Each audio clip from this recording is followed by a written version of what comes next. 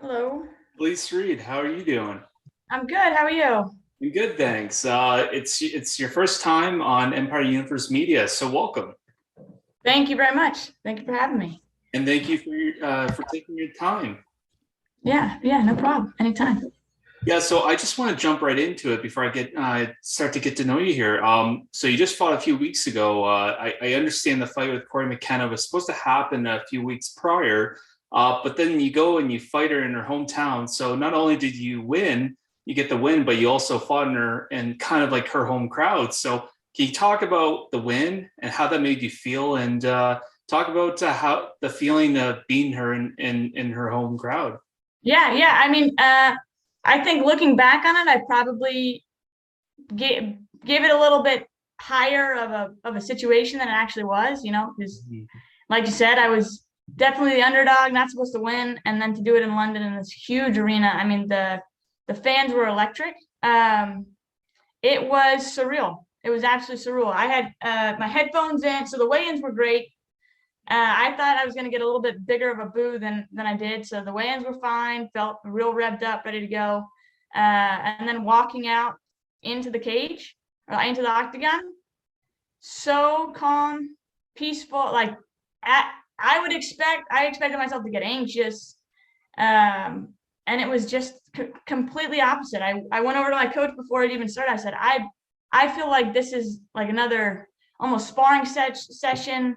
It uh, it was exactly what I needed. So as much as I thought it was going to be a little bit overwhelming, I think when they reacted to her kind of hitting me or just missing me, and I was able to kind of shrug it off, I think it worked out. It worked out in my favor, and there were some fans. So after the win, I went up to the stands and I got a few beers on them. So no, it was a great experience. I'd do it again tomorrow.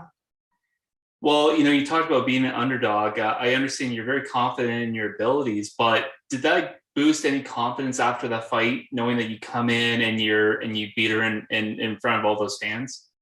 I'd say so. I'd say it would be hard not to. And I think Jasmine was probably the closest experience that I've had since that. Like going into an opportunity where you're pretty much set up to be beaten, to fail more or less. Mhm. Uh, but with Jasmine, I felt almost stressed every second of that fight. Like my brain was going a mile a minute. I was just under, I was in a fight for 15 minutes, but with this one, I was completely different. So I never felt like I was ever out class. I never felt like I was super stressed. I mean, she did get some solid takedowns, and we knew that coming in that she was a really good wrestler.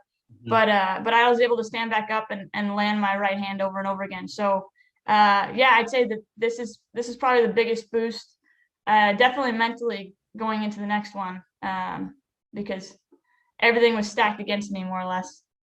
Well, during your warm up, did your team talk to you about how to deal with the crowd? I mean, we all know that the English crowd, they're nuts, they go crazy, and if they don't like you, they will let you know. But that wasn't Yeah, for you. yeah. I think it was a common, like an unspoken understanding that going in there to expect the worst. Like I was expecting beer to be thrown on me. Like I was expecting exactly what you'd think in a hostile crowd. And again, UK fans show so much love and support for their fighters that knowing that I wasn't their fighter was, I was a little upset, honestly. But go America. But yeah, so it was something where I knew that I would have to fight against it. And I expected, like I said, I think I expected a lot worse. And so walking out, I don't even remember what I was listening to, but I was listening to something loud enough to where I couldn't hear anything else, or I couldn't hear exactly what people were saying, just because at the end of the day, the only person that mattered was Corey McKenna and myself. Um, so yeah, we kind of prepped it. I didn't necessarily I had friends that were like, you should just listen to booze the entire time while you're training. And I was like, oh, we're not going to do that. But wasn't as bad. Well, you kind of talked about how you were preparing. You knew that she was probably do a lot of takedowns, use her wrestling. But was there anything in that fight that kind of surprised you by any means? Yeah, I didn't expect her to back up so much.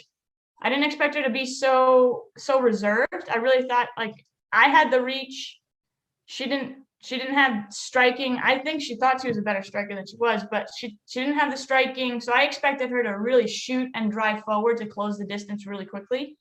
And I felt like I was pushing the pace more than she was in terms of creating conflict, more or less, and exchanges.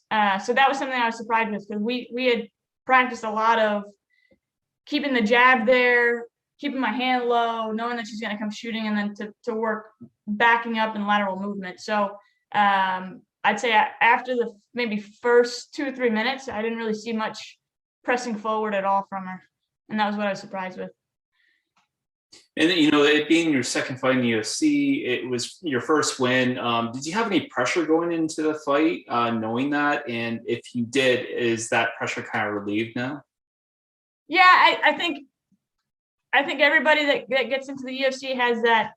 Well, it's the UFC, that's one thing, and then obviously getting a win is something completely different. So I knew my first go around wasn't a good showing at all. I didn't think it was anything that actually demonstrated what I know and what I can do in the UFC. So yeah, there's some pressure, but I wouldn't say it's relieved. I definitely think that I know I should be here, but we're always looking upward and onward. So there's always going to be pressure to outperform and do better each fight. Excellent. And after your fight, did you happen to watch the rest of the card, or what were your plans for the rest of the evening? Yeah, no. So getting in and out of medicals was a little longer than you expect. It always takes a little bit longer to get ready after that. But yeah, my family was there. I had friends there. We got some tickets, and we were in the nosebleed section with some other UK fans, and we enjoyed the card like we were rooting for some hometown crowds. So no, we had a good time for sure. Plenty of beers. That's awesome. And did who probably impressed you the most on that card? Paddy had a name before. Everybody, there's stars in the UFC that definitely come through. I think Molly McCann's knockout, how you couldn't be impressed with that, I'm not sure. Like, you're not an MMA fan if you don't like that finish. But I think getting to know and seeing Paddy in both the ring, but also what he kind of stands for. I know that he mentioned, mental health and going through that way. I think I gained respect for Paddy in terms of what he stands for. And so those are probably the two that I became the most fan. Just the way the crowd reacted and how down to earth they are really is impressive. So those were my two. Excellent.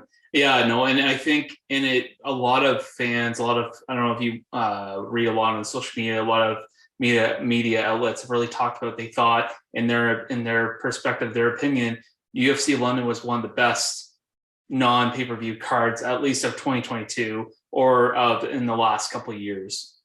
Oh yeah, I mean, I would agree. I would have loved a finish as well to get that 50K bonus, but I mean, every fight was electric, and it was surreal being in that type of environment. So I know Dana White and the UFC are looking to do it again, and I think it's only going to get bigger. It just proves to you that we need fights outside the US, and that there's a huge fan base building for MMA around the world.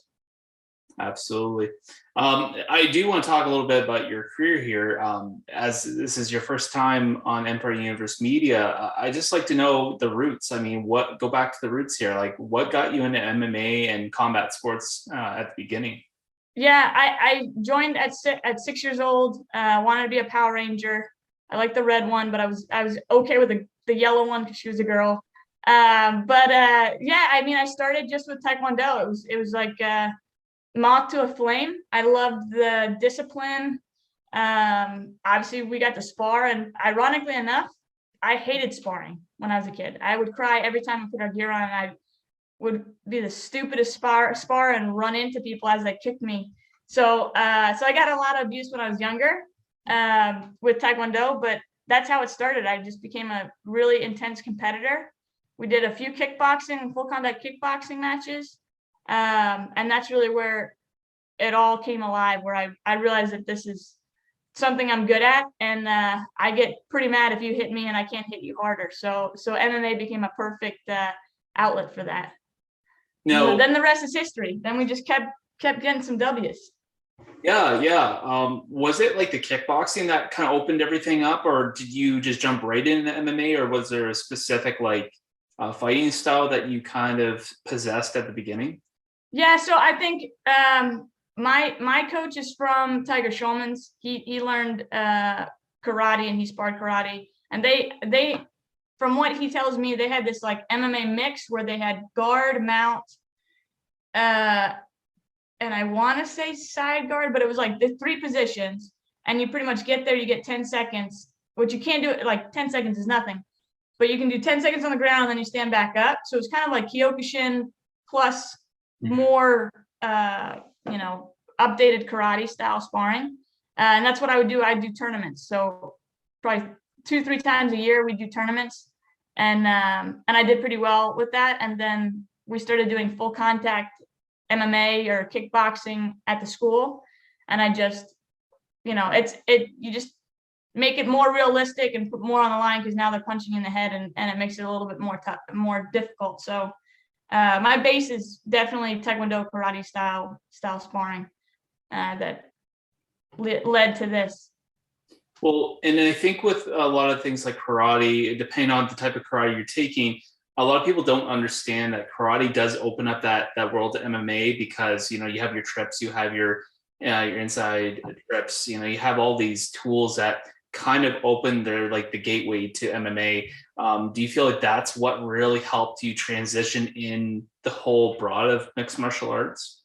Yeah, I think what people watch and see now in terms of my MMA is my striking and distance is really, really on point. Like I can figure out that you're going to miss me by a hair, and I can make sure that I hit you with all of my right hand or left hand. And I think sparring, especially with the positioning and the footwork and going inside and outside and changing from a kick range to a punch range, all of that distance is what matters most, right? Because distance is time, and time allows you to make those adjustments. And so I think it allows me to have an advantage every time I'm striking or sparring, because I understand range a little bit better than the next person. Absolutely. I think you and a lot of these other fighters that coming into the sport, especially in UFC, are kind of like the new breed of the fighters coming into this generation. And do you find was there a fighter when you were growing up knowing this was the fighter you wanted to be, or a fighter that you really liked watching?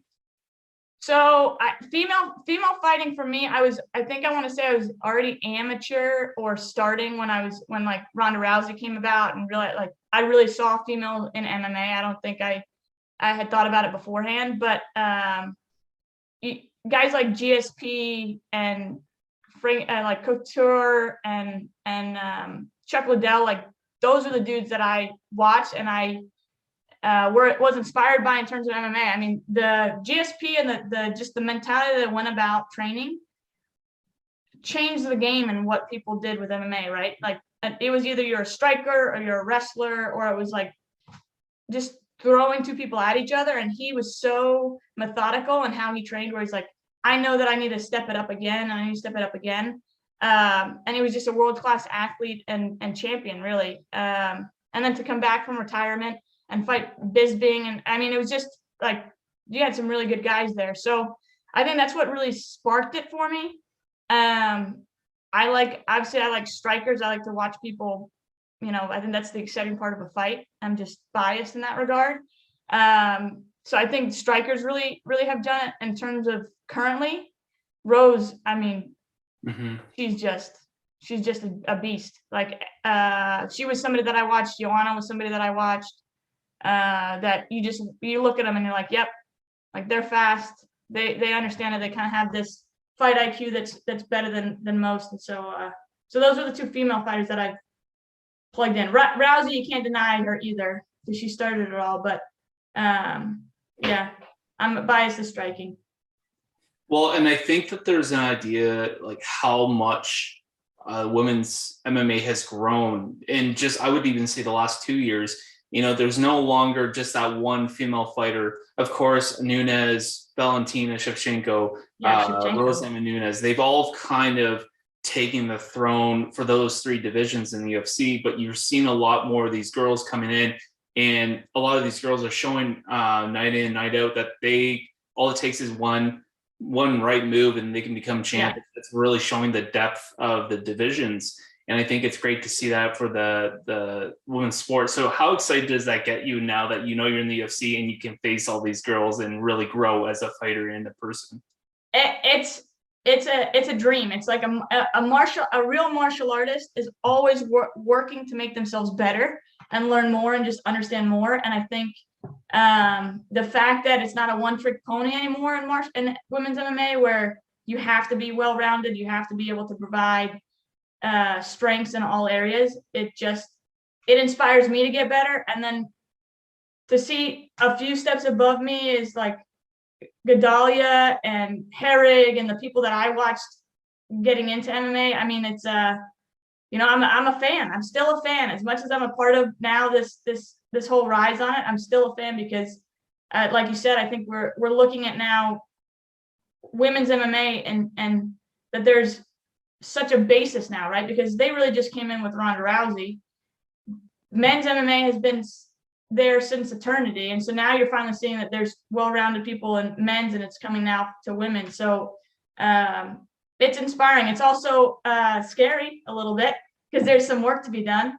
But no, it's again very grateful, very fortunate. I'd say humbled to at some point in my UFC career to fight somebody that I've watched for the last 10 to 15. It's pretty crazy. Mm-hmm. And about yourself, do you have any like pre-fight or like post-fight rituals that you practice? Yeah, so I don't know.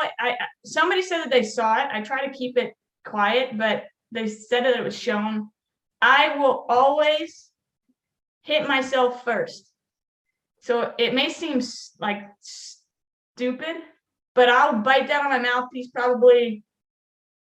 Like when I start saying like, hey, the next fight went, or we're ready to make that walk out, I'll bite down on my mouthpiece and I'll just over and over, I'll just hit the side here, the forehead. I'll get my mind ready to get there, and so that it's not like a shock. But also there's that mental thing where it's kind of like the stupid dodgeball thing. Nobody makes me bleed my own blood. Like nobody's gonna hit me first. I'm gonna do that. I'm gonna give myself the first hit, and then you can get the second one. But I always, not super hard. It's not like I'm trying to knock myself out, but I'll give myself a few little love taps right before the fight, right before I walk out. Well, speaking of like rituals, after a fight, what's your go-to cheat meal? Oh, it's a good beer and a cupcake. I haven't had the cupcake yet, but it's a good beer. And then if I can't have the cupcake, it'll probably be a burger. It's just like hardcore American stuff where I'm like, give me something that is cold, alcohol, brew, and a burger. And then a cupcake is a dessert. Those are my three. Of course. I mean, I know every fight can be different depending on timeline. Yeah. They give you a fight, and so I understand with dieting, everything can be different. But what would be like a normal weight cut for you? Ooh, so I am very fortunate that I get to eat an exorbitant amount of food leading up to a fight, just because of my build. I'm somebody that can't hold on to weight as easily as everybody else. So this last fight, I was eating, I think, 3,000 to 3,200 calories. So just ingesting it. And then in terms of a cut, I follow most of what everybody does when we're doing a water cut. But if I'm lucky enough, it's hopefully 10 pounds that I go through, and it's just for that week. But there's if I were to fight 105, it'd be a little different. But at 115, I'm eating so many calories that to just cut 10 pounds is like it's like a normal person's diet. So it's no problem here. Would you ever be open to going up to bantamweight, maybe just for an opportunity, last minute fight? Is there anything like that? No, God, no. No. I did that once before, and that's fool me once, shame on me, fool me twice, or fool me once, shame on you, fool me twice, shame on me. So no, if I'm in this game long enough to where my body becomes like this old lady where I can't lose any weight, then maybe, but I don't think I'm going to be there that long. I don't plan on fighting till I'm 40. So no, I don't think I'll ever be a 125. Definitely not 130. I couldn't hit 135 if you gave me a year. You gave me a year, I wouldn't be able to get that high. It's just not in the cards. Now, let's say if the UFC made Atomweight, obviously that'd be quite the call for them to do that. But if they were to do that, would you consider that, or do you like that? Do you like that nice weight cut? I mean, I think I would, only because I like being the bigger person. I mean, my life has never been I'm the bigger person. I'm always I don't think I've grown since I was like 12. So I'm always the smallest person, but being an atomweight division would allow me to actually have weight on people, and which I don't do in the 115. It's just it takes a lot of work. It'll take work to get to where I want to be in terms of weight wise, to have the weight at 115, whereas 105, I'm already there right now. But I'd be open to it. I mean, the UFC is smart. They'll do things that make sense. And so if it makes sense for 105, they can give me a call. I'd definitely be jumping on that. And for yourself, I guess, like, what would be, I understand it's only your second fight in the UFC, but if they offered you some fights, what would be an ideal matchup for you at this time of your career? I mean, I would love to go toe to toe with a good striker. I think a lot of my recent fights have been people that like the ground, and just mentally for me, it's the same game plan where I just try to stand back up. I would like to be able to put on a show for the UFC and go with a striker. I think that would be fun. But I'm a game. I mean, I think I'm at a point right now where I just want to stay active. I want to be able to give UFC some content and show them that I've earned the spot here, and that that I'm going to be a good fighter for them and for the organization. So just keeping me active. I really take anything in the 115 division. But at some point, I would like to fight somebody that's a really well-known striker, and we can go toe to toe that way, because I think that would be a good show for everybody. Excellent. And I know that any fighter that I would speak to, I'm sure they would say I'm the best in the world. But if you took yourself out of that equation, looking at other fighters, maybe some that have really hit the spot lately, who would you say is the best in the world at the moment? I mean, it's hard to deny Valentina. It's hard to say that she's not. She has a reign on the 125 division, and I think without Nunes, she would have a reign on the 135 division if you really wanted to. I think she's one of the best. She's taking people down because she wants to, and she stands when she wants to. And I think that's really important as a mixed martial artist, something that I got to work on, where if you want to bring it to the ground, you can. If you want to stand, you can. In terms of men, best in the world. Current UFC? Probably, yeah, I would say current. We'll go current. Okay, current. The Chimaev guy, Khamzat, he's got I want to say 3 or 4 fights, and he's just obliterated those individuals. And I know that he's now training, or Darren Till is now training with them. I think his mentality is going to be unmatched. I wouldn't say he's necessarily best in the world yet, but he's definitely on his rise. I like Holloway. I like Robert Whitaker. Like, those are my go-to guys. But I think Khamzat's going to make a run for it for sure. and I think it's going to be soon. I think it'll be the next year or so that he'll be, up there. I mean, of course, he's been quite impressive so far, but I feel, and not to take anything away from the other guys that he's fought, but do you feel like maybe he'll get a good matchup for him that will kind of test him and test his abilities? I think as soon as I give him I don't even think he's fought top 15, right? He hasn't haven't had anybody ranked yet. Yeah, I think as soon as I give him a top 15, definitely a top 10, I think there's going to be people that can give him a run for his money, and I think that's an important thing. I think if we're being very frank, I think the UFC gives some fighters a road that is not the hardest road to run in the UFC initially. I think, like you said, he has been impressive, but yeah, I think top 10, top 15, I'll challenge him a little bit. Now that I'm thinking about it, Dustin Poirier is legit as well. I love that guy, but yeah. So I think he's just made quick work out of what he's been given, and I think he'll probably be a name in the next 6 months to a year. Excellent. I mean, you've just fought a couple of weeks ago. You've talked about you want to stay relevant. You want to stay, you want to stay active. So, any kind of timeline? How many fights would you like this year? I want 2 more. Bring them on, UFC. I want to stay. I want to do it again. I didn't get hurt. I'm completely healthy. I don't get out of shape.